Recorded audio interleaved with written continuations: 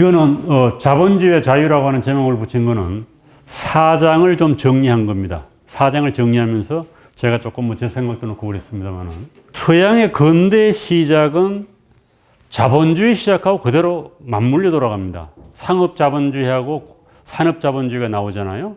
그래서 결국 중세가 붕괴되는 거는 이 경제적 토대가 변하는 거예요. 신흥 자본가들이 나와가지고 목소리를 높이는 거거든요. 너끼리 왜 다 해먹냐? 나도 좀 해먹자. 이게 근대 민주주의입니다. 힘 있는 사람들에 대한 도전. 그래서 결국 이 근대인이라고 하는 거는 자본주의 안으로 들어간 사람들을 근대인이라고 볼 수 있어요.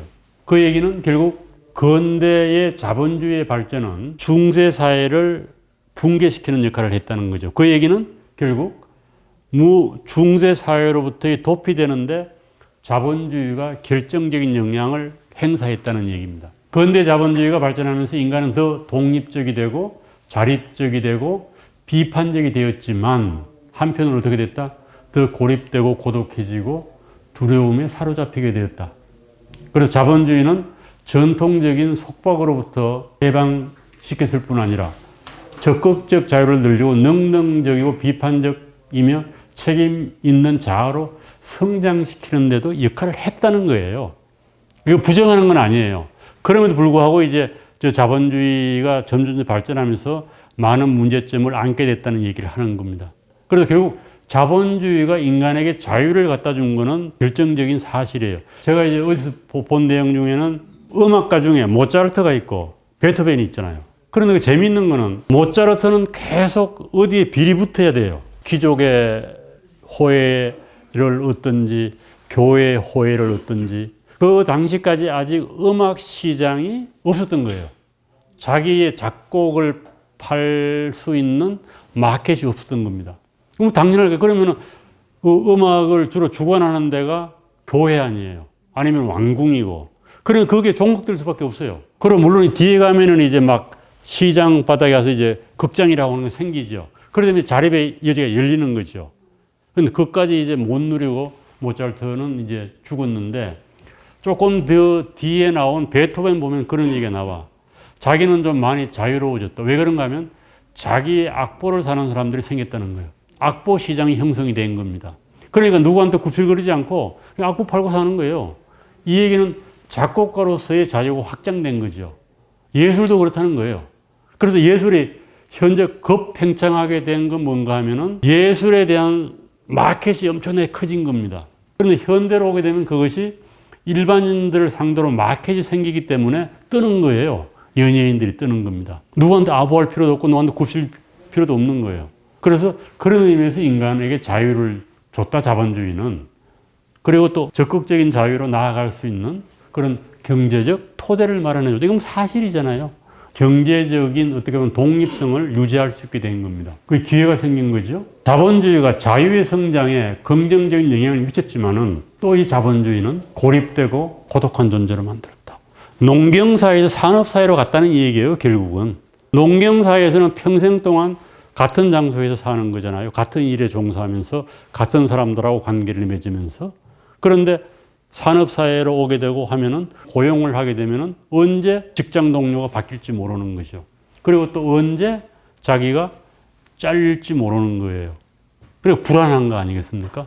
불안하고 고독하고 언제 잘릴지 모른다라고 하면은 뭐예요? 자신이 힘이 없다고 느끼는 겁니다. 그러면 어떤 존재가 되는 거예요? 초라한 존재가 되는 거예요. 여기저기 막 몇 번 잘리고 나면 사람이 가는 거죠. 내가 이렇게 힘이 없고 초라하냐? 쓸모없는 존재가 됐냐? 이런 거예요. 취직이 그렇게 안 되는 사람들이 이제 그런 감에 빠지는 거 아니에요. 참 어려운 얘기입니다. 봉건 체제하고 자본주의 경제는 개인을 완전히 자립시켰지만은 성공하고 실패하는 것이 결국 나에게 달린 문제가 됐다는 거예요. 너 책임이다. 너의 책임이다.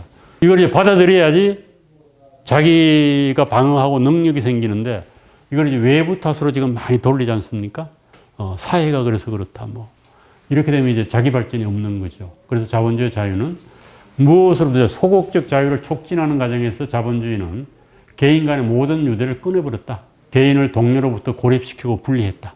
그래서 자본주의에 대한 통념은 근대사회에서 인간은 모든 활동의 중심이자 목적이 되었다. 인간이 하는 일은 모두 자기 자신을 위해서 하는 것이며 이기심과 자기중심의 원칙이 인간 활동의 가장 강력한 동기라고 얘기를 해요.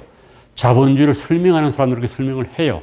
그래서 실제로는 그렇지 않다는 거예요. 엘리 포럼이 볼 때는. 엘리 포럼이 보니까 개인의 목적이라고 생각한 것이 실제로는 목적이 아니라는 겁니다. 자기도 쏟고 있다는 거. 아까 얘기했잖아요. 그래서 이것은 자본주의에 대한 일반적인 해석은 엘리 포럼은 잘못됐다고 보는 거예요. 자본주의의 수단과 목적을 그래도 설명하고 있는 겁니다. 자기가 선택했다라고 얘기하는데 실제로 보게 되면은 진정한 선택이 아니고 자기가 주인이 아니라는 거예요. 결국 나 자신이 아니라 뭐야? 경제적 활동의 성공과 물질의 획득에 조정당한다는 겁니다. 이것 자체가 목적이 되겠다는 거예요. 자신의 행복이나 구원을 위해서가 아니라 경제 체제 발전에 기여하고 자본을 축적하는 것 자체가 목적이 되고 그것이 인간의 운명이 됐다. 우리가 취직을 먹고 살기 얘기하고 또 행복을 누리기 위해서 하잖아요. 그런데 이거가 일치하지 않는다는 거예요. 이게 이제 엘리 포럼이 어떻게 보면 대단한 통찰을 가지고 보는 건데 그럼 어떡할 거냐 이거야.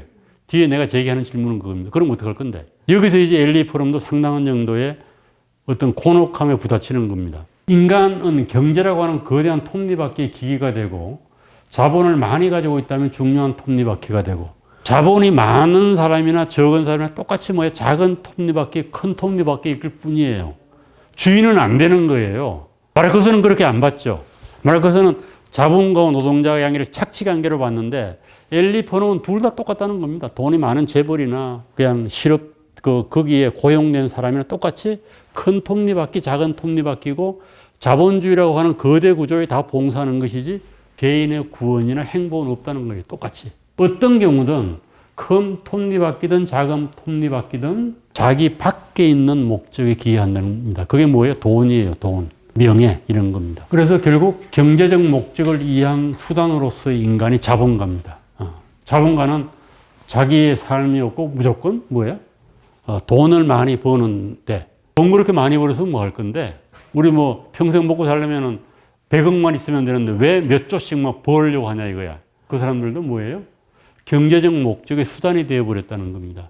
엘리 포럼은 대단히 동정적인 눈으로 보는 거죠. 그래서 재벌도 알고 보면 불쌍한 사람이야. 이렇게 보는 거예요. 자본가를 이런 식으로 재해석을 하는 겁니다. 자본가들은 자신의 경제적 목적인 자본 축적을 위해 인생을 바쳤다. 자본 축적 자체를 위해 일한다는 원칙은 인류 진보에 엄청난 가치를 갖고 있다고 할지라도 인간으로 하여금 소개인적인 목적을 위하여 일하도록 만들었고 인간을 자기가 만든 기계의 하인으로 전락시켰다. 그래야 인간에게 자기는 보잘것없고 무력하다는 느낌을 안겨주었다. 자본주의의 특성이라는 거예요. 자기가 운영하는 기업이 망해갈 때 얼마나 자기의 무력함을 느끼겠어요. 그래서 자본가가 아니고 노동자든 똑같이 뭐가 있다? 나는 보잘것없는 인간이다. 불안하다, 외롭다. 이런 느낌을 갖도록 하는 게 자본주의라는 겁니다. 그래서 결국은 자본주의적 방식은 노동자든 자본가든 소개인적 경제적 목적을 위한 도구로 만들었다라고 얘기를 합니다. 그래서 이제 엘리 포럼은 이기심과 자기애를 좀 구별해야 된다는 거예요.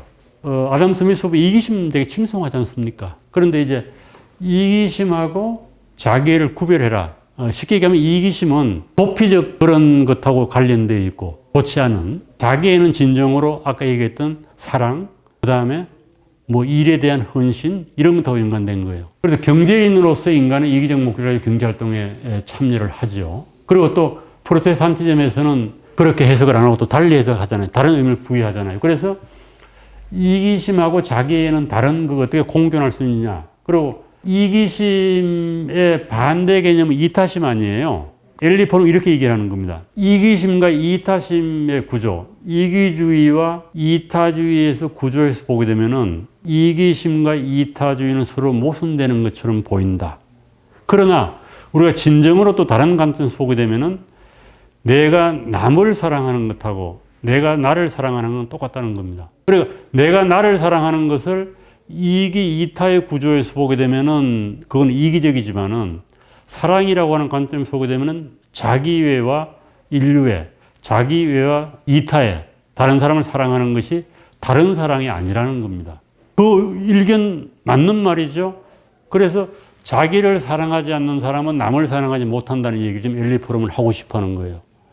자기를 존중하지 못한 사람은 남을 존중할 능력이 없다는 겁니다. 그래서 엘리 프롬은 이기심과 자기애를 구분을 해야 된다. 이기주의는 인간 행동을 유발하는 강력한 원동력이고 개인의 이익을 얻고자 하는 욕망은 어떤 도덕적 고려보다도 강력하다는 겁니다. 인간은 아버지의 죽음을 보는 것보다는 재산 잃는 것을 더 괴로워한다. 이게 나와요. 이게 사실인가? 엘리 프롬은 이거를 이기주의의 기본적인 핵심으로 보는 겁니다. 그래서 이런 이제 근대적 구분이 이기심과 자기애를 동일시하고 미덕은 타인을 사랑하는 것이고 악덕은 자기를 사랑하는 것이라고 봤는데 이게 근본적으로 잘못된 거다. 이 칸트도 그렇게 얘기를 해요. 윤리의 출발점은 이타주의에서 출발한다고 봤거든요. 그런데 엘리 프롬은 그게 아니라는 겁니다. 자기를 사랑해야지 남을 사랑할 수가 있다. 이런 얘기를 하는 겁니다. 그래서 이기심과 이타심에서 자기에 대한 사랑에 대한 새로운 정의를 내립니다. 사랑은 특정 대상이 불러일으키는 것이 아니다. 돈을 사랑하면 돈이 사랑을 불러일으키잖아요. 또 이성을 사랑하면 이성이 사랑을 불러일으킨다고 우리는 이 얘기를 하잖아요. 그게 아니라는 겁니다. 인간 속의 어떤 자질이 대상을 통해서 현실화되는 것이다. 그러니까 내가 누구를 사랑한다고 하면은 그 사랑하는 대상을 통해서 내 속에 있던 사랑의 씨앗이 꽃을 피는 거다. 이렇게 해석을 하는 거예요. 이거 완전히 다른 거죠. 정오를 피하려는 열망이다, 사랑은. 사랑은 어떤 대상을 긍정하려는 열망이다. 사랑은 애착이 아니라 그 대상의 행복과 성장과 자유를 위해 적극적으로 노력하는 것. 그 대상과 내적 관계를 맺는 것이다. 그래서 김영석 선생이 어디 인터뷰한 걸 봤더니 자식 사랑이 뭐냐? 그랬더니 김영석 선생은 그 자식에게 자유를 주는 것이다. 이게 사랑이라는 거예요. 이게 바로 그 얘기죠. 그 대상의 행복과 성장과 자유를 위해서 적극적으로 노력하는 것이다. 그래서 부모가 할 일은 자식을 하나의 인격체로 인정을 하고 자식에게 자유를 주는 것이다.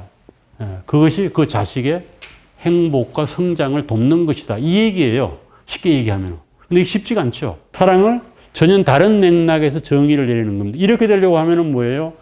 내 속에 나를 사랑할 수 있는 능력이 없으면은 다른 사람을 사랑을 못 한다는 겁니다. 그래서 이런 사랑은 사랑을 받는 게 중요한 게 아니라 하는 게 중요한 거예요. 나 자신, 내 자아는 타인과 마찬가지로 내 사랑의 대상이다. 내 삶과 행복, 성장과 자유에 대한 긍정은 긍정할 수 있는 능력에 있다. 자신에게 너그러워져라는 얘기는 바로 타인에게 너그러워지는 그런 식으로 얘기를 하는 겁니다. 그래서 오직 타인만을 사랑할 수 있는 사람은 아예 사랑할 수 없는 사람이다. 그래서 사랑에 대해서 또 이런 식으로 재해석을 해주는 것도 상당히 설득력이 있는 것 같습니다.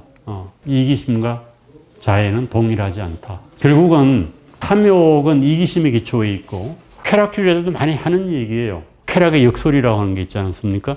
쾌락을 추구하면은 결국 불쾌감이 나온다는 거예요. 그래서 이건 목마를 때 소금물 마시는 것 같다. 저거는 이 책에 나오는 얘기는 아니고 쇼펜하우어 한 얘기입니다. 탐욕이라고 하는 그런 거다.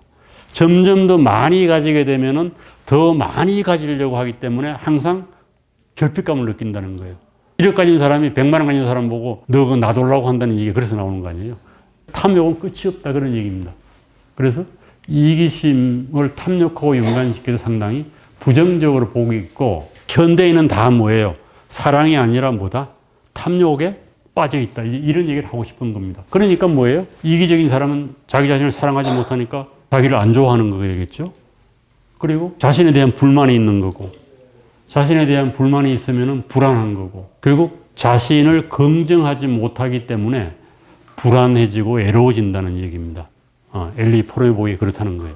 그래서 결국 자기 도취는 이기심과 동일하다. 이런 책은 또 있어요. 자기 도취적인 사람들도 많거든요. 그래서 근대인은 결국 여기에 모순에 빠져 있다. 이 두 개를 구분 못해서 그렇다는 거예요. 자기 자신의 이익을 위해서 행동한다고 믿지만 그 사람 믿는 것하고 진짜는 다르다는 겁니다. 실제로는 자기 자신이 아닌 것의 목적을 위해서 그렇게 한다. 진정한 이기심은 진정한 자아에 대한 긍정과 사랑의 결핍에 근원을 두고 있다.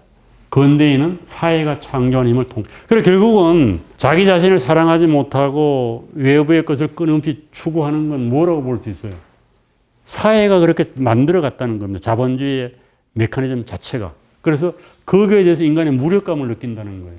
통제하지 못하니까. 결론적으로 얘기하면은 인간은 자신이 만든 것의 주인이 아니라 뭐가 됐다? 노예가 됐다는 거예요.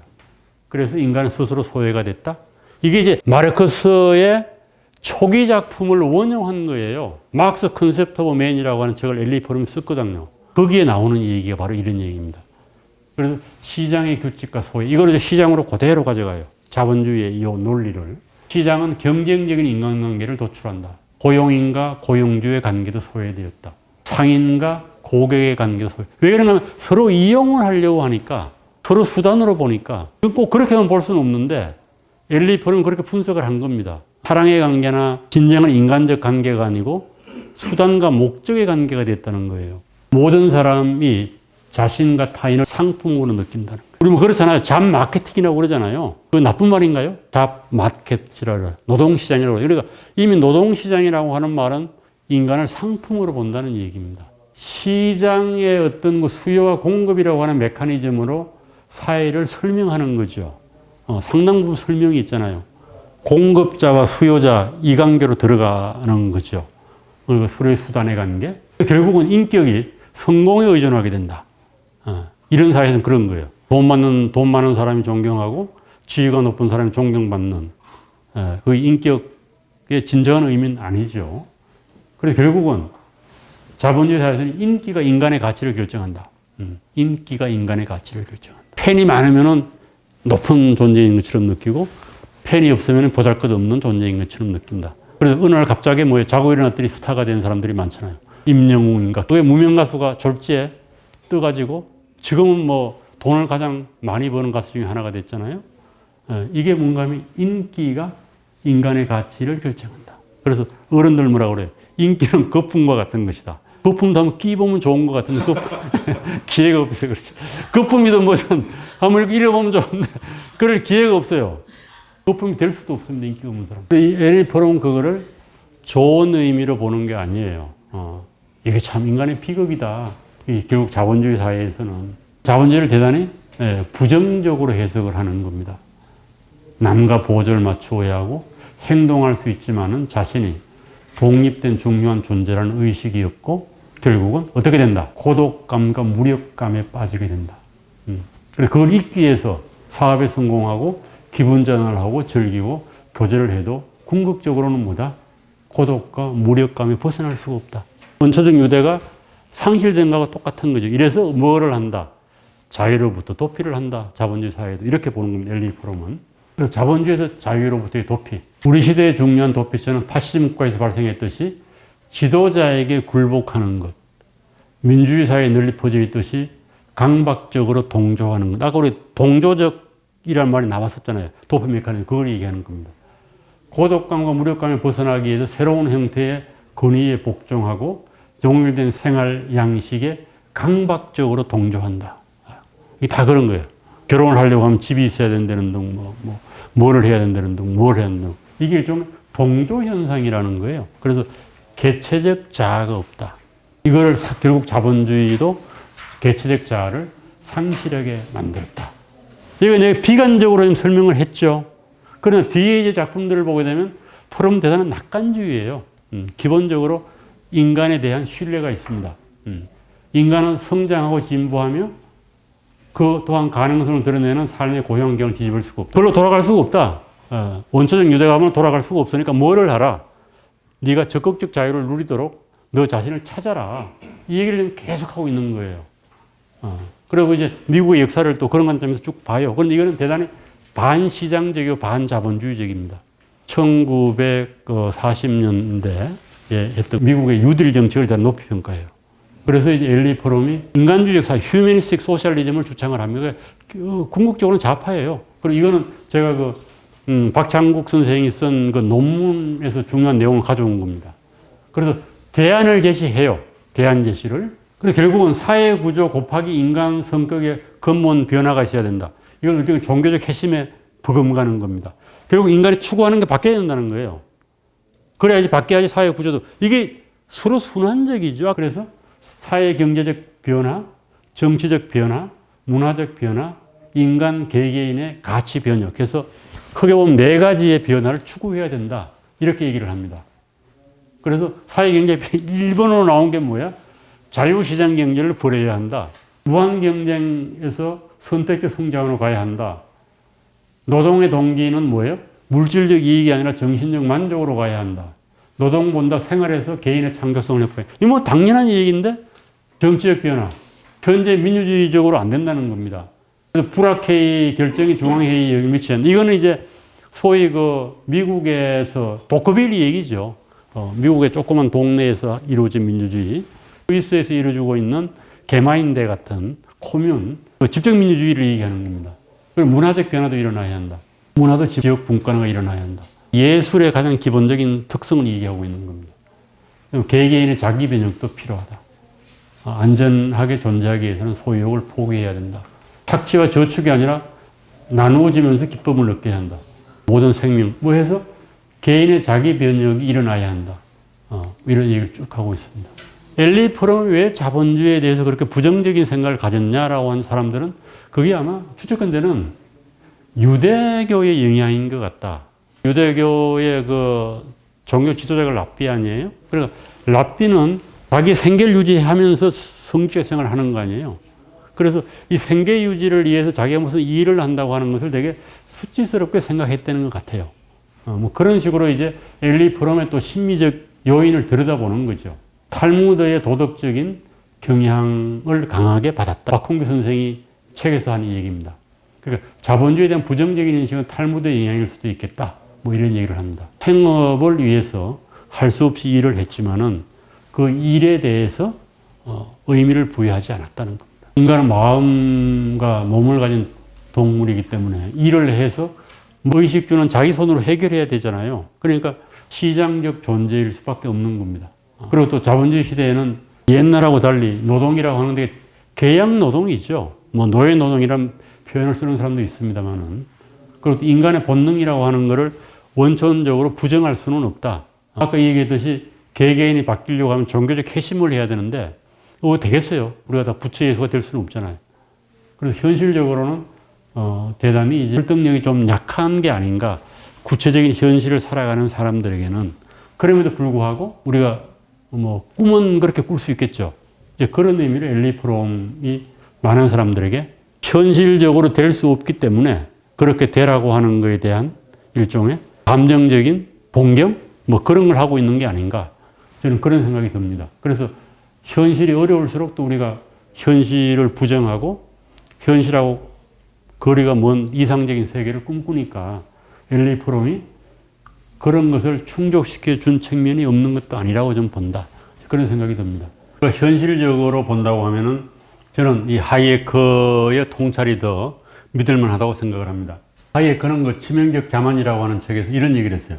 사람이 무엇으로 살든 오늘날 대부분의 사람들은 오직 시장 질서 덕으로 산다. 문명이 인구의 증가를 가능하게 한 것과 마찬가지로 우리는 인구가 증가했기 때문에 문명화될 수 있었다. 이건 결국 이제 자본주의의 특성을 얘기하는 거예요. 우리는 인구가 적고 야만적이거나 인구가 많고 문명적이거나 둘 중 하나이다. 이 얘기는 뭔가 하면은 인구가 불어나면서 문명도 같이 성장했다는 거예요. 먼지 사회에 무슨 문명이 있었겠어요? 인구가 1만 년 전 수준으로 감소한다면 인류의 문명은 보존할 수 없을 것이다. 오늘날 뭐 환경론자들의 주장에 대한 반박이 될 수도 있고, 그리고 인구가 증가하는 거는 자본주의 발전 스텝하고 똑같습니다. 통계를 놓고 보면. 국민소득이 증가하는 거, 인구 증가하는 건 똑같아요. 그래서 하이에크 같은 경우는 우리가 문명이 발전한다고 하는 것의 특성이 뭐냐? 그래 딱 하면 뭐예요? 질환의 관점에서는 개체의 종이 많아지는 거예요. 인구가 불어나는 게 문명 발전의 가장 중요한 지표입니다. 그래서 자본주의의 발전하고 문명의 길이 같이 가는 것이다. 그렇게 이제 하이에크는 이 얘기를 하고 있는 겁니다. 그리고 이걸 이제 모르는 것 같아요. 환경론자들은, 사회주의자들은 몰라요. 이 하이에크 이런 얘기를 했습니다. 현재 인구를 먹여 살리고 있는 사회적 생산은 인류가 수렵과 채취의 단계에서 이룩한 사회적 생산과 비교해서 400배 혹은 500배 더 크다. 사회적 생산이 이렇게 커질 수 있는 까닭은 노동의 분업과 숙련과 지식에 있다. 이러한 분업은 결코 설계되었거나 계획된 것이 아니다. 이것은 경쟁적인 시장 가격과 임금이 유도하는 역할을 함으로써 생겨나게 되었고 유지되었다. 결국은 시장 메커니즘에 따라 가지고 400배 혹은 500배의 생산력이 증가가 되고 인간이 더 먹고 살게 됐다는 겁니다. 그리고 이건 시장을 긍정하는 거죠. 그래서 엘리 프롬의 생각에서는 이런 것이 도저히 나올 수가 없어요. 없기 때문에 결국 인간이 누리는 것, 진정한 자유라든지 이런 것도 결국 자본주의가 발전했기 때문에 가능했다라고 저는 생각을 합니다. 그리고 또 오늘날은 되게 우리가 먹고 사는 것으로부터 독립할 수 있는 그런 근거도 자본주의 기초에 있는 겁니다. 최소한의 벌고 자기 삶을 살겠다고 하면 또 그거 인정되잖아요. 자유주의 사회에서는. 그래서 우리가 이 근대라고 하는 그 세계를 그렇게 부정적으로만 볼 수 없겠다라는 생각을 하게 됩니다. 그런 어떤 얘기하는지 엘리 프롬은 그 근대의 어떤 이면, 부정적인 측면을 또 비추어 줬다는 데서는 의미가 있다고도 볼 수가 있습니다.